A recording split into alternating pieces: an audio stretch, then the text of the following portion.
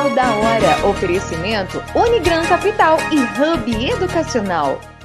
7h38, o professor Lucas de Mello, doutor em Química, conversa conosco hoje nesta data mundial, né? O Dia Mundial da Água. Bom dia, professor Lucas. Bom dia, tudo bem? A Unigran está com algum evento especial também na questão do Dia Mundial, não? Na verdade, a Unigran desenvolve pesquisa na área de tratamento, né? Na área do tratamento de água, né? Nós temos um estudo sobre teste de toxicidade aguda e crônica, utilizando organismos microstáceos, né, a Artemia salina, que é um microstáceo de água salgada, e a Allium cepa, que é o organismo, um vegetal, né, que é a cebola. Então a gente avalia a toxicidade de compostos que são chamados persistentes, né? Esses compostos, eles podem entrar de diversas formas no meio ambiente, né? O nosso projeto, eu sou o coordenador desse projeto, né, de teste de toxicidade de água. Nós avaliamos a interação de dois tipos de contaminantes, que é o metilparabeno e o propilparabeno. Essas substâncias são normalmente utilizadas como conservantes de produtos saneantes, né? Antigamente o propilparabeno ele era utilizado como aditivo alimentar. A Anvisa ele proibiu o seu uso em 2008, mas esse tipo de conservante ele é muito comum encontrar no meio ambiente, pois ele é muito utilizado, né? Então, além dessa pesquisa que nós desenvolvemos lá na Unigran, né, nós temos também a professora Alessandra, que desenvolve um projeto no tratamento de resíduos sólidos, né? Então, através de compostagem, que também está correlacionado com o meio ambiente a partir do recurso hídrico, né? Porque se nós temos um resíduo sólido não sendo tratado, direcionado, né? Esse resíduo, ele pode acabar entrando em corpos receptores, né? Como, por exemplo, o resíduo orgânico. Né? Mato Grosso do Sul é um estado pródigo, né? Uhum. Nós temos a estatística do governo, mais de 1.600 nascentes de água, né? Sim. Toda potável, professor? Na verdade, quando a gente fala de água potável, né, nós temos algumas vertentes. Por exemplo, a água potável, geralmente que nós utilizamos, por exemplo, em Campo Grande, é a partir do lençol freático, né? Então, tanto o resíduo sólido, tanto o resíduo a partir de indústria ou efluente doméstico, ele tem que ser tratado, né? Por quê? Por exemplo, se eu não tenho um direcionamento correto no resíduo sólido, nós podemos contaminar o nosso lençol freático, né? Então, a partir daí, nós temos que fazer diversos processos para tratar essa água para nós consumirmos, né? Quando a gente fala também de contaminantes persistentes, né, e aí nós temos uma vertente não só a partir de, por exemplo, de produtos como conservantes, né, em produtos saneantes, que é também utilizado em cosméticos também, os parabenos, né, nós também temos a questão dos agrotóxicos, né, que é também preocupante, porque quando nós temos essa visibilidade de contaminação de corpos hídricos, não só a partir corpos hídricos na água superficial, né? Nós também temos que avaliar essa toxicidade de agrotóxicos indo também no lençol freático, né? Esses laboratórios da Unigran oferecem às autoridades do setor os resultados dessas pesquisas aí, professor? Ainda não. O meu projeto já está no segundo ano, estamos indo para o terceiro ano já, né? O ciclo. Estamos concluindo esse trabalho com o metilparabeno e o propilparabeno, né? E a partir dessa conclusão e a publicação do artigo, nós iremos contribuir com estudos, né, na área acadêmica. Então, é um projeto que está começando, né? A gente começou em 2020 e temos resultados promissores, né? O interessante do nosso projeto é que nós utilizamos ferramenta estatística para avaliar essas interações de toxicidade. Então, em termos de publicação, é muito importante, porque é um trabalho inédito, né? a utilização de tratamento estatístico para avaliar interação na toxicidade de compostos, né, persistentes. Qualidade da água, interessante essa reflexão para o dia de hoje, hein, Carlos Araújo? Muito importante. Bom dia, professor. Com relação aos nossos aquíferos, né, nós temos aí o aquífero da Amazônia, no Pará, e temos aqui no nosso Mato Grosso do Sul, na nossa região da América do Sul, leste, né, também o aquífero Guarani, pegando aqui grande região, inclusive do Mato Grosso do Sul. Eu participei de algumas palestras onde havia um alerta.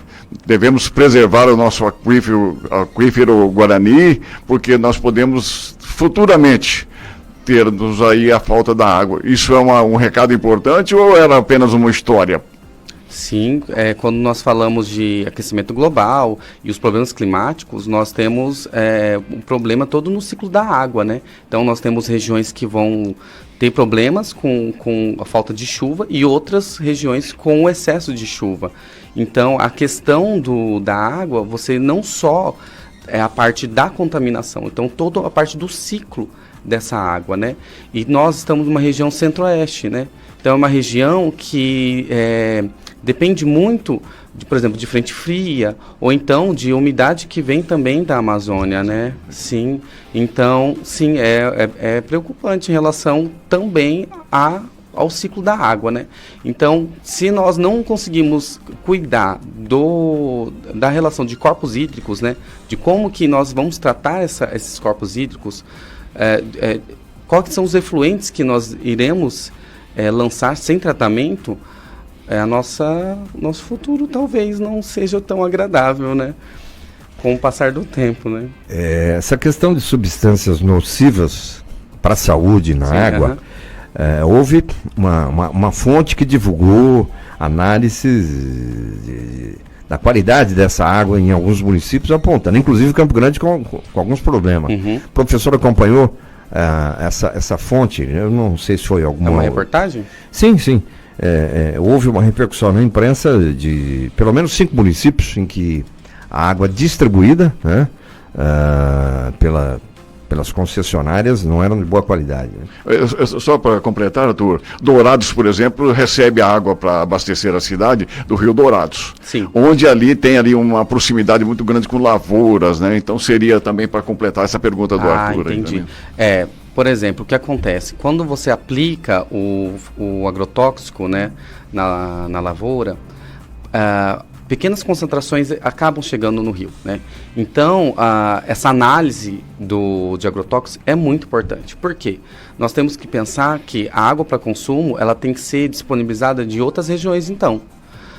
O que acontece, né? O que acontece com essas substâncias tóxicas que entram em corpos receptores e se esse rio, né, ele vai ser utilizado para fazer um tratamento, transformando ela em potável e depois sendo consumida, né? O problema é que os compostos persistentes são concentrações muito baixas, né? Eles chegam na faixa de micrograma a nanograma por litro, é muito baixa. Então, são compostos que meio que são despercebidos, né? Ninguém tem muito interesse em relação a isso. Só que o problema é com o uso a longo prazo, né? E aí nós chegamos na toxicidade crônica. A toxicidade crônica são toxicidade que pode gerar o quê? Câncer, tem substâncias que são mutagênicas, né? Estudos já apontam isso, né? É um problema, na verdade, esse problema dos compostos persistentes é um problema mundial, não um problema local, né? Não é só daqui, é um problema que a humanidade ela vai ter que resolver em algum momento, né? Então, processos de tratamento avançado seria uma das alternativas, né? Que processos são esses? São os processos oxidativos avançados, né? Esses processos eu trabalhei no mestrado e doutorado, né, aqui na Universidade Federal de Mato Grosso do Sul, né, na UFMS, no Estudo de Química. Então lá tem um grupo, né, que eu participei e até hoje ainda tem esse contato, né, que é um grupo de fotoquímica e eletroquímica aplicada, né. Então lá são desenvolvidos diversos processos e estudos, né, para tratamento de água, um tratamento avançado de água. Esse tratamento consegue remover boa parte desses contaminantes, por exemplo, né. Então é uma alternativa, digamos assim, né? Eu, no ano de 2005, estudei muito a questão da qualidade da água que vem, né, para os domicílios, para o comércio, para a indústria, e a água tratada. No entanto, o processo de armazenagem, as caixas d'água, são os fatores de disseminação de doenças, porque por uma questão do silêncio do setor público, a omissão.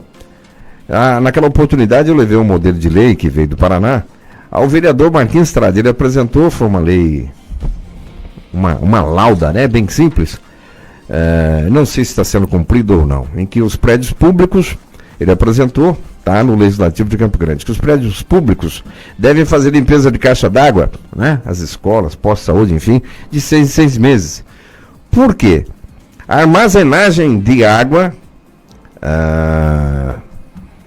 e as pessoas bebendo essa água não tem noção, não tem ideia, é só fazer os testes. Eu conversei há poucos dias com um profissional que trabalha com a limpeza de pombos aí e de uma empresa especializada.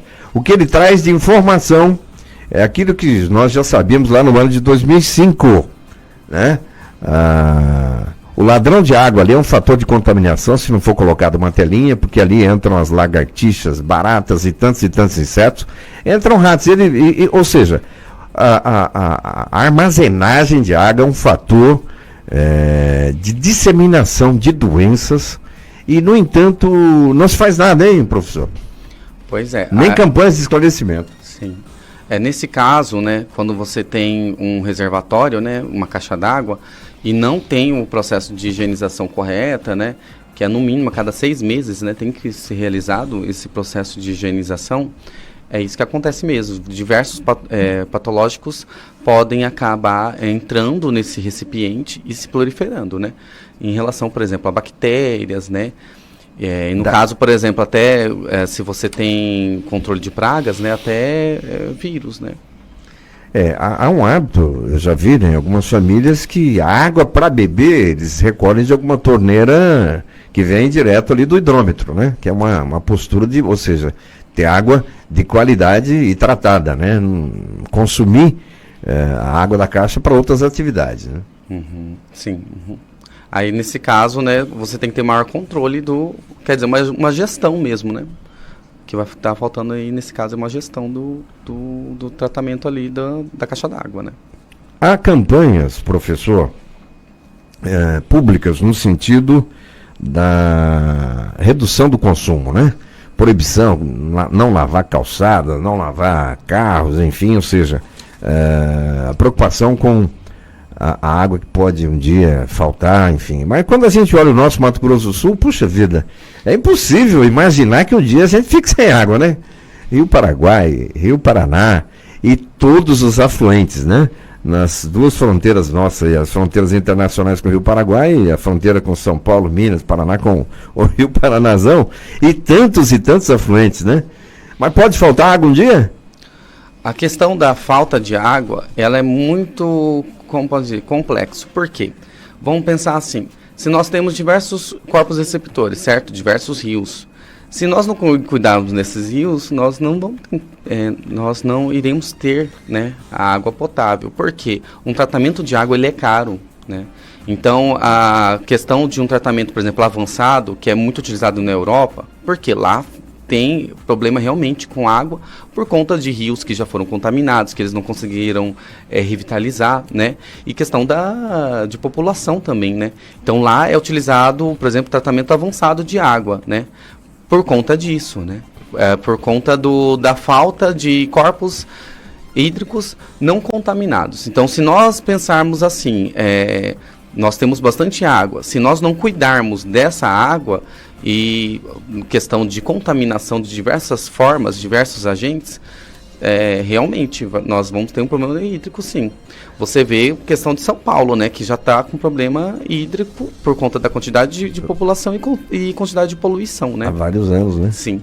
Olha, o nosso ouvinte Ronaldo, ele traz uma informação aqui em forma de pergunta, talvez fosse interessante para autoridades, parlamentares, enfim. Ouvinte Ronaldo perguntando por que a Coca-Cola e a Ambev não pagam para usar a água do aquífero Guarani para vender refrigerante, cerveja, enfim, olha, desconhecia essa informação.